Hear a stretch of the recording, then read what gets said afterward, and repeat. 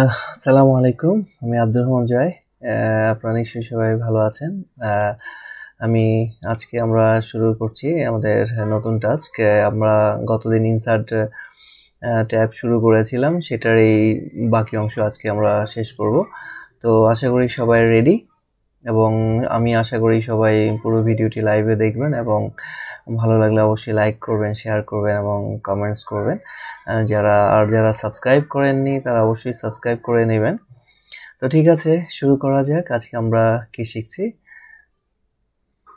আমরা গতদিন শেষ করেছিলাম চার্ট গ্রাফস, এই জিনিসগুলো।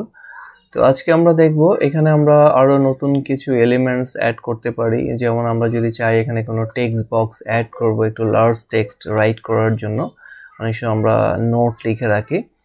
তো সেই লার্জ টেক্সটে আমরা যা ইচ্ছা এখানে কিছু টাইপ করে বা কোনো আর্টিকেল সম্পর্কে বড় নোট লিখতে পারি। ঠিক আছে। তো আর এটা সুবিধাটা হচ্ছে এটা আপনি যে কোনো জায়গায় মুভ করতে পারেন, প্লাস এটার জন্য সেম আমরা ওয়ার্ডে যেভাবে ফরম্যাটস করেছিলাম সেরকম ফরম্যাটস করে দিতে পারি। এখানে লেখা colour, text colour, background colour সবই এখানে আপডেট করে ফেলা যায়। এটা আমরা মূলত ইউজ করি কোনো স্পেসিফিক টাস্কের জন্য, একটা বড় বা শর্ট নোট লেখার ক্ষেত্রে আমরা এটাকে ইউজ করি। এবং চাইলে এটাকে আপনি রোটেট করে নিতে পারেন। এখানে যে রোটেট টুলসটা আছে ঠিক একইভাবে। আবার আমরা চাইলে এটাকে স্মল সাইজ করে নিতে পারি, বড় ছোট করে নিতে পারি। আর ডেল প্রেস করলে এটা থাকবে না, এটা ইরেজ হয়ে যাবে। এরপরে আমরা আসছি হেডার ফুটার। একটা ওয়ার্কশিটের ধরুন একটা বড় ওয়ার্কশিট আছে যেটা অনেকগুলো পেজের কম্বিনেশনে। তো এক্ষেত্রে আমরা প্রত্যেকটা পেজের জন্য একটা কমন হেডলাইন আমরা সেট করতে পারি, যেমন ফিনান্সিয়াল স্টেটমেন্ট। আচ্ছা, হেডিং এর জন্য এখানে আমাদের কিছু অপশনস আছে, যেমন হেডার। আমরা যদি এবার ফুটারে যেতে চাই, পেজ ফুটার, সেখানে যদি আমরা পেজ নাম্বার ইনস্টল করি তাহলে অটোমেটিক্যালি পেজ নাম্বার চলে আসবে, বা চাইলে এখানে আমরা কোনো টেক্সটও লিখতে পারি। ইটস আপ টু ইউ, যেমন আমরা হয়তো দিতে পারি আদার কিছু এন্ড অফ ডকুমেন্টস বা এন্ড অফ আর্টিকেলস, এই জাতীয় কিছু জিনিস আমরা এখানে সেট করতে পারি। এছাড়া এখানে আরো জিনিস আছে, ডিফারেন্ট ফরম্যাট। আমরা চাইলে এখানে ডেট ইউজ করতে পারি। তারপর আসছে ডিফারেন্ট ফার্স্ট পেজ, একটা অপশনস আছে। যদি আমি এটা অফ করে দেই তাহলে এই হেডলাইনগুলো ফার্স্ট পেজে আসবে না। আবার যদি আমরা অড অ্যান্ড ইভেন পেজে করে দেই তাহলে এটা বেজোড় পেজগুলোতে এই হেডলাইনগুলো আমাদের শো করবে। তো এই হচ্ছে মোটামুটি হেডিংস অ্যান্ড হেডার অ্যান্ড ফুটারের ডিফারেন্ট অপশনস। তো এইগুলো আমরা প্রয়োজন হলে আমরা করব, না হলে আমরা এটা করব না। তো ঠিক আছে, আমরা এখন নেক্সট টপিকসে যাই। আশা করি আপনারা এটা বুঝতে পেরেছেন। তারপরে আসছে আমরা যদি কোনো ইকুয়েশনস এখানে সেট করতে চাই, কোনো ফিনান্সিয়াল, এটা আসলে একটা ফরম্যাটস।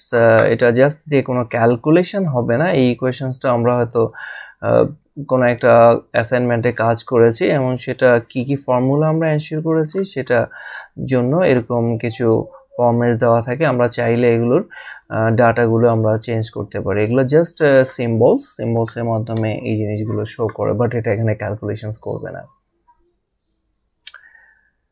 তো এই হচ্ছে, এরপর আসছি সিম্বল ইনসার্ট।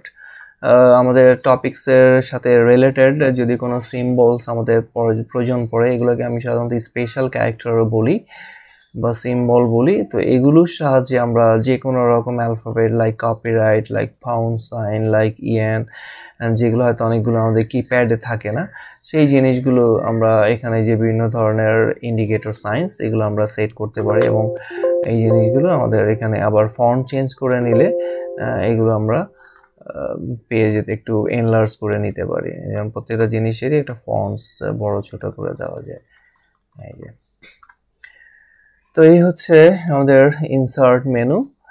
এরপরে আমরা চলে যাচ্ছি পেজ লেআউট। পেজ লেআউটে অ্যাজ ইউজুয়াল আমরা এখানে চাইলে পেজ থিমস ইউজ করতে পারি আর্টিকেলের জন্য। তো আমরা একটা কমন থিংস এখানে রেডিমেড থাকে, জাস্ট আপনার পেজে যদি কোনো কালার্স থাকে বা থাকে তখন আমরা এই থিমগুলো দেখতে পারবো। তারপরে আসছে আমাদের মার্জিন। আমরা পেজগুলো যখন প্রিন্ট করব আমাদের অ্যাজ ইউজুয়াল মার্জিন সে কত রাখবে, আমরা চাইলে প্রত্যেক দিকে আমরা 1 ইঞ্চ করে মার্জিন সেট করতে পারি। এখানে কিন্তু লাইভে আপডেট হয়ে যাচ্ছে, আমরা চাইলে একটু চিকন করে দিতে পারি। তারপরে আসছি ওরিয়েন্টেশন। আমার ওয়ার্কশিট যদি পাশে অনেক বেশি পরিমাণ কলাম থাকে সেক্ষেত্রে আমরা এটাকে ল্যান্ডস্কেপ করে দিই, এতে হয় কি পেজের সাইজটা পাশে বেড়ে যায় বাট নিচে কমে যাচ্ছে। তো আমরা যারা ওয়ার্ড করে আসছি আমরা এগুলো দেখে আসছি অলরেডি, সো আমরা বুঝবো যে এটা কি কাজে ইউজ হচ্ছে।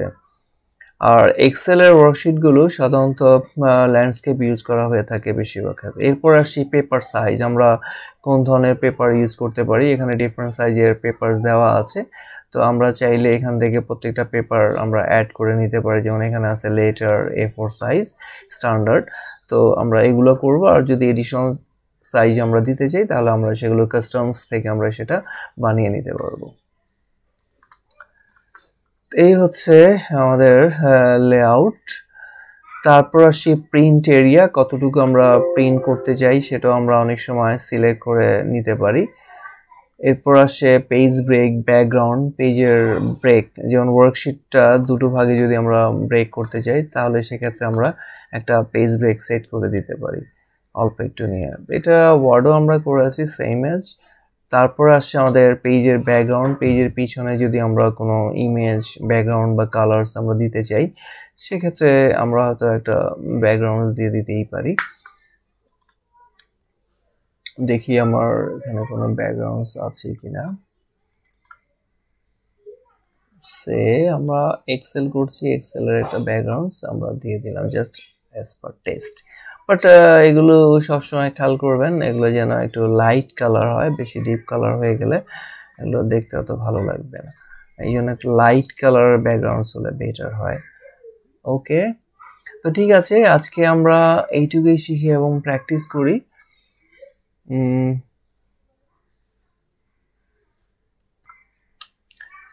তো ঠিক আছে গাইজ, আজকে এইটুকুই থাক। আশা করি আপনারা এটা ভালোভাবে প্র্যাকটিস করবেন এবং নেক্সট সেশনের জন্য রেডি হবেন।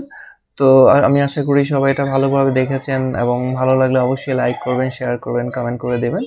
এবং যারা সাবস্ক্রাইব করেনি আবারও বলি অবশ্যই সাবস্ক্রাইব করবেন। শেষে একটা কথা আবারও বলতে চাই, আপনারা কাইন্ডলি এটা ডাউনলোড করবেন না, কারণ ইউটিউবের এখন রিসেন্ট রুলস অনুযায়ী হচ্ছে ওরা চাচ্ছে যে সবাই এটা ইউটিউবে লাইভ দেখুক, না হলে বেশি পরিমাণ ডাউনলোড হলে ওরা যেটা করে যে চ্যানেলটাই বন্ধ করে দেয়। তো আমি আশা করি আপনারা আমাকে এই কাছে হেল্প করবেন এবং চ্যানেলটাকে টিকিয়ে রাখবেন। আমি আশা করি আমার 3 ইয়ার্সের এক্সপিরিয়েন্স আমি যা শিখেছি সবই আপনাদেরকে আমি এখানে দিয়ে দিব। তো ঠিক আছে, সবাই ভালো থাকুন। আসসালামু আলাইকুম।